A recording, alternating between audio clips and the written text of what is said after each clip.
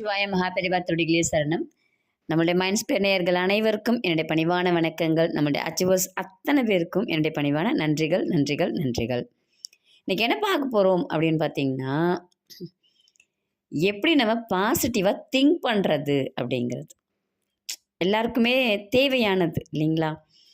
அந்த பாசிட்டிவ் அப்படிங்கிறது நம்ம சொன்னோம்னா பி பாசிட்டிவ் அப்படின்னு சொல்லுவோம் கேஷுவலாக. உடனே என்ன கமெண்ட் வரும்? ஆமாம், நான் பி பாசிட்டிவ் தான் பிளட் குரூப்பில் அப்படின்ற மாதிரி தான் கமெண்ட் வரும்.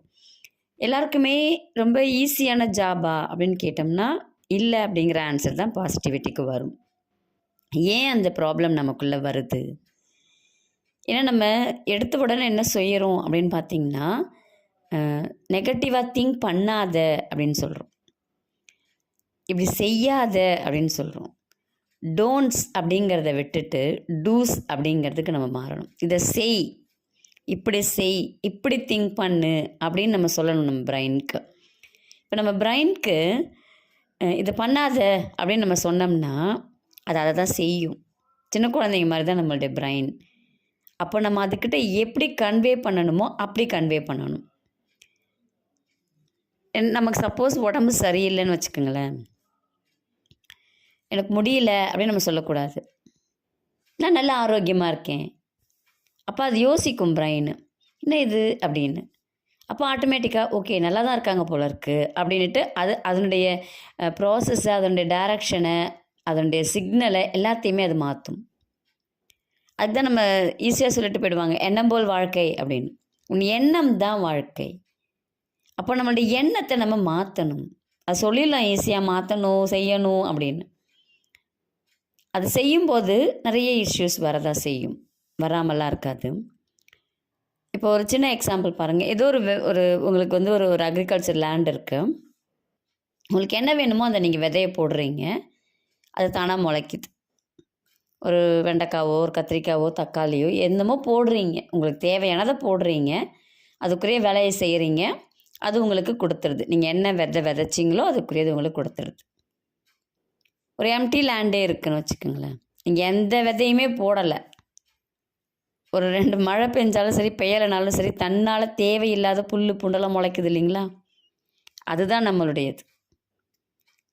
நீங்கள் என்ன தேவையோ அதுக்குரிய தீனியை நீங்கள் போட போட அந்த பாசிட்டிவ் ஃபேக்டர்ஸ் வந்து நம்மக்கிட்ட வர ஆரம்பிக்கும்.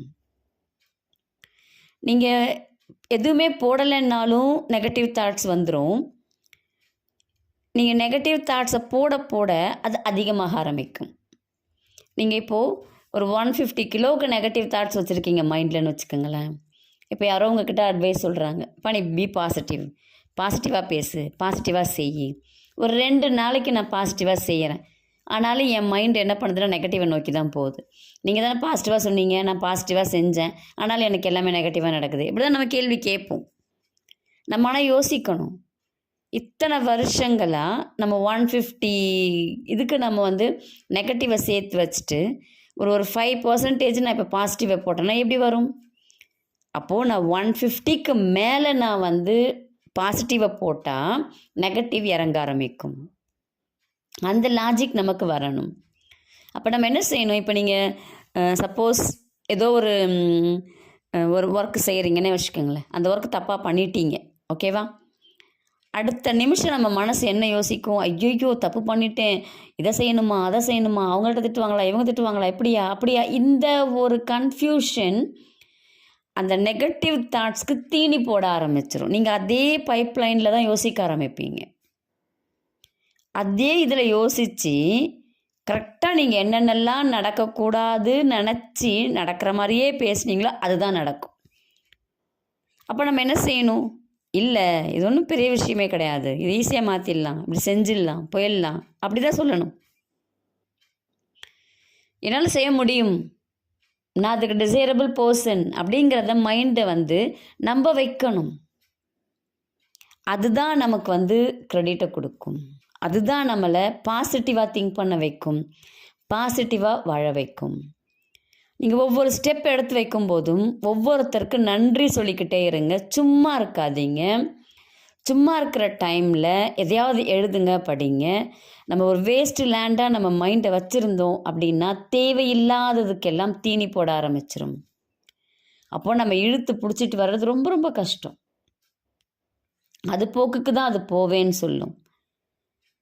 அப்போது நம்ம என்ன செய்யணும் அப்படின்னா, ஏதாவது ஒரு வேலைகளில் எங்கேஜ் ஆகிக்கிட்டே இருக்கணும். எங்கேஜ் ஆகலைன்னா படிக்கிற ஹேபிட்டை க்ரியேட் பண்ணணும், இல்லை எழுதுகிற ஹேபிட்டை க்ரியேட் பண்ணணும், இல்லைன்னா ஏதாவது ஒரு கிராட்டிடியூட் சொல்லிக்கிட்டே இருக்கணும் மைண்ட். அதுக்காக தான் நம்ம இதில் என்ன சொல்லுவாங்கன்னா, நிறைய ஸ்லோகன்லாம் சொல்லு, பாடல்லாம் சொல்லு, தமிழில் திருக்குறள்லாம் படி, பாரதியார் பாடல்களை படி, ஏதாவது ஒன்று செஞ்சுக்கிட்டே இரு, சும்மா உட்காந்துருக்காத, சோம்பேறித்தனம் இருக்கக்கூடாது, குந்தி தின்னா குன்றும் ஆளும். நிறைய பழமொழிகள் எதுக்கு நமக்கு சொன்னாங்க அப்படின்னா, நம்மக்கிட்ட பாசிட்டிவ் தாட்ஸ் அதிகமாக வரணும் அப்படிங்கிறதுக்காக. இன்னொன்று நம்ம கேஷுவலாக எல்லாருமே சொல்கிறது, கெட்டவன்லாம் நல்லா தானே இருக்கான், நம்ம தானே அதுக்கு தீனி போடுறோம். கெட்டவன் நல்லா இருக்கான் நல்லா இருக்கான் நம்ம தானே தீனி போடுறோம்.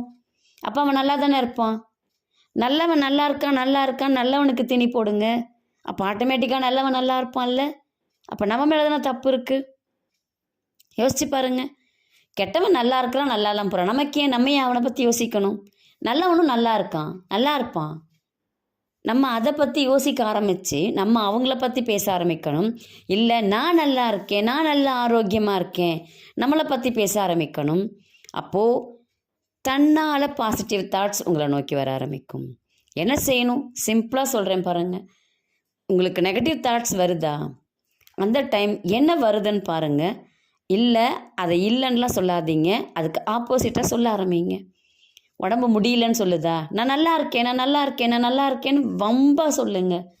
இழுத்துட்டு வாங்க மைண்டை. அப்படி சொல்ல முடியலையா, என்னுடைய ஆரோக்கியத்துக்கு நன்றின்னு சொல்லுங்கள், கடவுளுக்கு நன்றின்னு சொல்லுங்கள், அம்மாவுக்கு நன்றின்னு சொல்லுங்கள், அப்பாவுக்கு நன்றின்னு சொல்லுங்கள். நன்றியை எடுத்துகிட்டு வாங்க. அது போகிற போக்குக்கு போகாதீங்க. அது ஜெயிக்கக்கூடாது. அது ஜெயிக்க ஆரம்பிச்சதுன்னா நம்ம ஜெயிக்க முடியாது. அப்போ நம்ம ஜெயிக்கணும். அப்போ நம்மளால் முடியும் அப்படிங்கிறத நம்ம மனசுக்குள்ளார ஏற்றணும். அப்போ தான் நம்மளால் ஜெயிக்க முடியும். நம்ம ஜெயிக்கிறதுக்குரிய தீனியை நம்ம போட ஆரம்பிக்கணும். அப்போ தான் நம்மளால் ஜெயிக்க முடியும். எனக்கு வெற்றி தான் முக்கிய குறிக்கோள்னு வைக்கணும். என்ன வேணால் ஆசைப்படுங்க, எனக்கு அது வேணும், எனக்கு அது கிடைக்கும், நான் செய்வேன், நான் அச்சீவ் பண்ணுவேன் அப்படிங்கிற மைண்ட் செட்டை கொண்டு வரணும். என்னால் முடியும், 100 பேர் எதிர்த்தாங்கன்னாலும் என்னால் முடியும் அப்படிங்கிற தாட்டை மட்டும் நம்ம விடவே கூடாது. அதை நோக்கி நம்மளுடைய பயணம் இருக்கணும். சும்மா உட்காந்துருக்கக்கூடாது, தேவையில்லாமல் மொபைல் பார்க்கக்கூடாது, தேவையில்லாமல் வாட்ஸ்அப் பார்க்கக்கூடாது. நம்ம இதெல்லாத்துலேருந்தும் வெளியில் வந்து நம்ம வாழ்க்கையின் வெற்றி பயணத்தை வெற்றி பாதையை நோக்கி ஓட ஆரம்பித்தோம் அப்படின்னா ஆட்டோமேட்டிக்காக நம்ம ஜெயிப்போம்.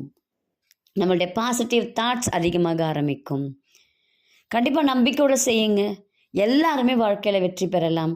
அப்படி நடக்காது அப்படிங்கிற எண்ணமே நமக்குள்ளே வரக்கூடாது. எல்லாமே எங்களுக்கு நடக்கும், நாங்கள் எல்லாருமே ஜெயிக்க பிறந்தவர்கள் அப்படிங்கிறத மைண்டில் ஸ்டோர் பண்ணுங்கள். எல்லா இடத்துலையும் எழுதி ஒட்டி வைங்க. பார்க்குறனால நம்ம வெற்றி பெறுவோம் அப்படிங்கிற மாதிரி எழுதுங்க. அப்போ உங்களுடைய மைண்டு அதை நோக்கியே போக ஆரம்பிக்கும். முயற்சித்து பாருங்கள். நன்றி, வணக்கம்.